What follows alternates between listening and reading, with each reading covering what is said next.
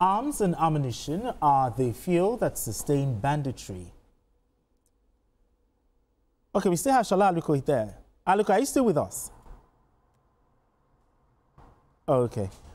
All right, then let's move straight to our next conversation. Arms and ammunition are the fuel that sustain banditry, and cutting off that supply line is key to tackling insecurity in Katsina State. Security operatives have arrested suspected gun runners accused of aiding criminal gangs with weapons. The suspects were arrested following credible intelligence on the activities, which resulted in a swift tactical response from the police operatives. Meanwhile, more local government areas in the state have entered into peace agreements with bandits terrorizing communities. The latest accord involved Musawa local government area, which reached an understanding with armed groups under the state government's Operation Safe Corridor initiative. Okay, gentlemen, the arrest of these suspected gun runners, I mean, this is good and credible intelligence at work, is it not? And also, how can we sustain this momentum? No, if you read down, further down from in that story, you will notice that these guys are residents of that area. So it means that even some of the crime that are being committed in the northwest and most of the places in Nigeria are residents. It can be your neighbor, black legs in the communities. Inside, so we must know what everybody is doing. And it's just a fantastic way that the police even came out, to intercept, because we don't know what, because they were about to distribute these things. Yes. They will distribute this ammunition to different groups, because they have different groups. They are the ones that will bring it into the local government and start distributing to other groups. And these groups will begin to lord over people.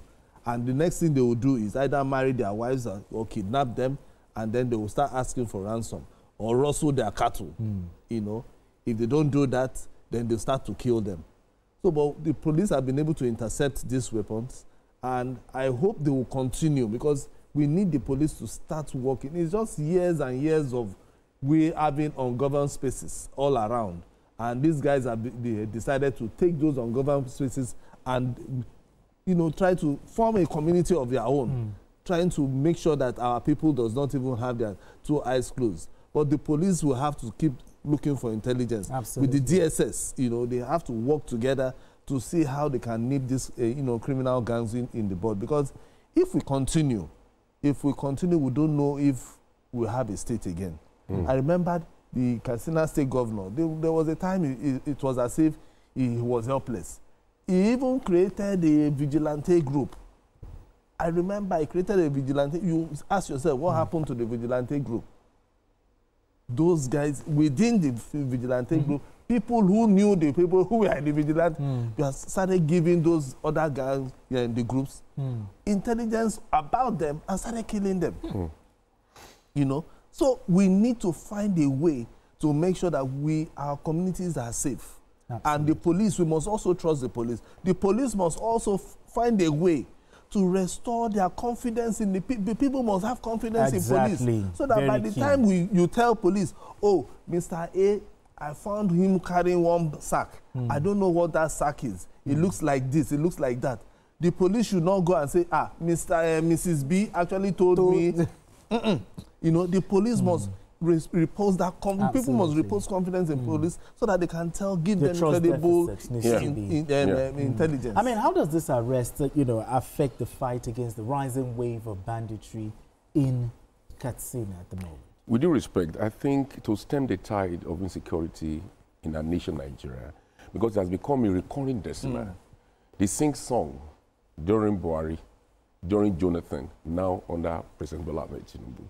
So I expect President Bola Tinubu to do something very drastic, with very due respect. You see, you can't expect a different result when you keep doing the same thing the same way. I think the Nigerian military has failed the nation, with very due respect. If I were to be in its position today as Mr. President, so that 2024, we appropriated 5.3 billion US dollars, 3.8 trillion naira to the security and the defense sector. What did we get in return? We got houses in Abuja, in Banana Island, bought by generals. I was made to believe that even officers are no more fighting. So the rank and file are frustrated. I think, Mr. President, to change strategy. It is enough is enough.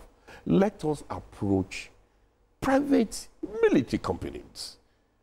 You're talking about mercenaries. Mercenaries, yeah, there's nothing wrong with it. You can let me finish this. If we domicile one in Benue, they own the equipment, they own the personnel, the men.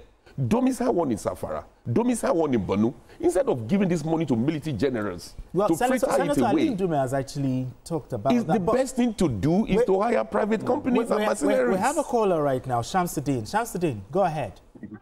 Hello, good evening. Hello, good evening. Good evening. From Abuja, go ahead.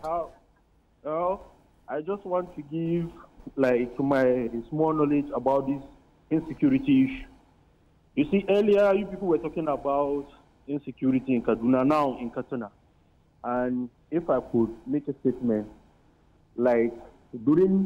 before the independence and after the independence also, there was a time that Sani Abacha said, if any trouble or anything like insecurity or banditry or anything related to it should last for 24 hours, then it means the government has a hand in it.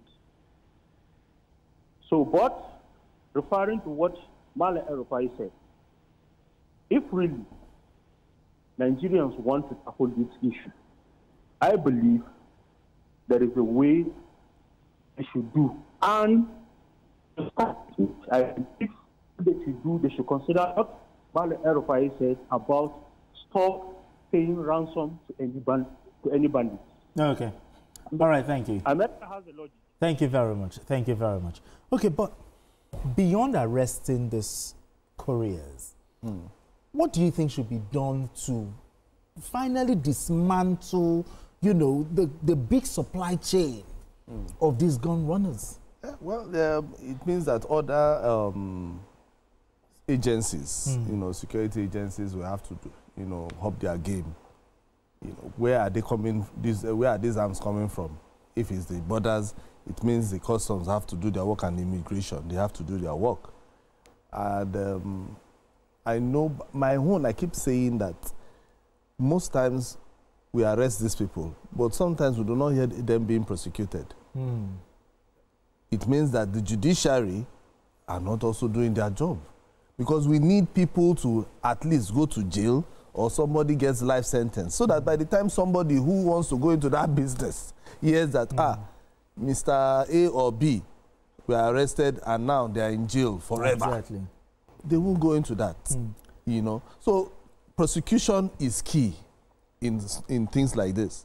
But because we just, they've been arrested, after that we don't hear anything again.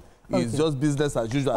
And then the next thing you start hearing that, that same area, because it's a repentant, all right, it's back in the society. Gentlemen, the side B of this conversation, some local governments are now negotiating with bandits, having an understanding.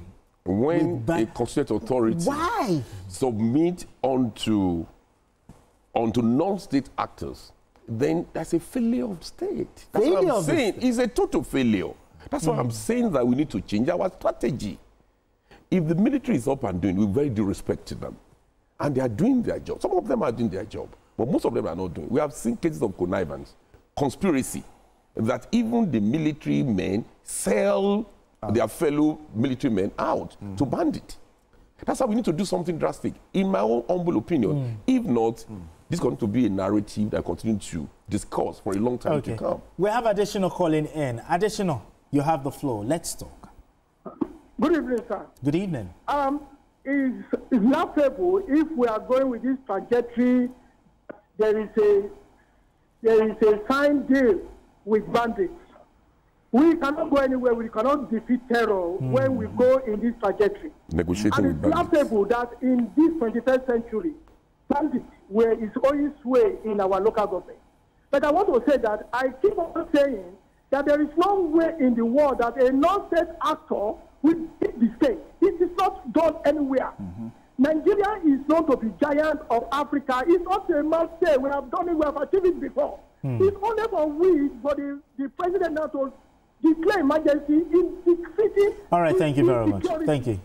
Thank you very much. I mean, this issue of negotiating with bandits, has it ever yielded a lasting result or solution? It has never and will never yield. Then why do we still see governments negotiating? It is because I noticed, what I've noticed is that the local government are the ones negotiating. Yes. And I don't know if the NSA is involved in this. And I just heard that maybe Operation Safe Corridor initiative. I don't understand what that means. You know, we shouldn't be negotiating with these guys. We shouldn't. These are the guys that, before we even say they should come and negotiate, they would have killed people. They would have collected ransom before you now start seeing them sitting down with you. These are murderers. You know? Why you negotiate with why are you people? Then there's a question you with must ask. What are the terms of negotiation? Then you understand. What are you giving in exchange? They will demand for money. And they will also bikes, demand for food. Don't you know that you are sustaining them? You are giving blood to banditry by negotiating with them. You are just giving them oxygen for them to survive. For them to survive. That's what also happens if the bandits break the terms of agreement? They always do that. Have you forgotten that even the former Katsina State Governor, Masari, when he negotiated with them, after a while, it didn't even take up to a month. They were already in the forest. So we had experiences of this before. And this is the same Katsina again. They are doing this. I think what the president should do is to zero that Katsina and see what he can do with that state. What of Zamfara? No, yes, now what I mean, Zamfara, Sokoto, Katsina. That's right. You know, those three states, zero those three states, and use the three states as a test study. Deal with the bandits there.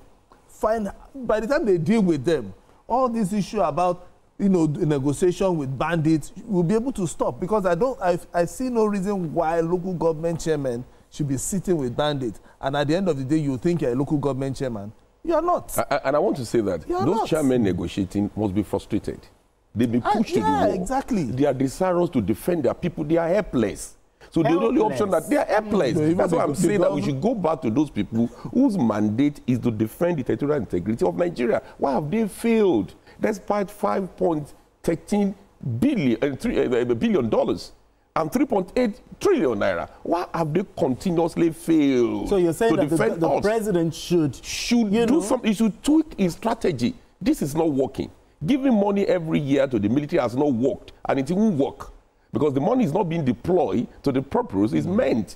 The president is well-intentioned by appropriating huge money. But the NSA said they've But the result we see, okay, now chairmen are negotiating with bandits. Oh, they've taken over. What the form of takeover is that? No, the NSA. That is a statement that we have not won nothing. Let me put it this way. The NSA, yes, is doing his work. You know, he has been able to give him his flowers in terms of getting the global terrorists. Leaders, yes. You understand that? But this one is local.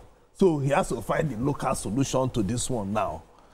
Because these guys, we are giving them oxygen, and before you know it, they turn to global terrorists. So the best thing is the NSA has to deal with these guys. The DSS DG, I know he's listening. You know, he's been be able to get intelligence to take these guys. Take their leaders, take their everybody that is involved, take them out. All right, gentlemen.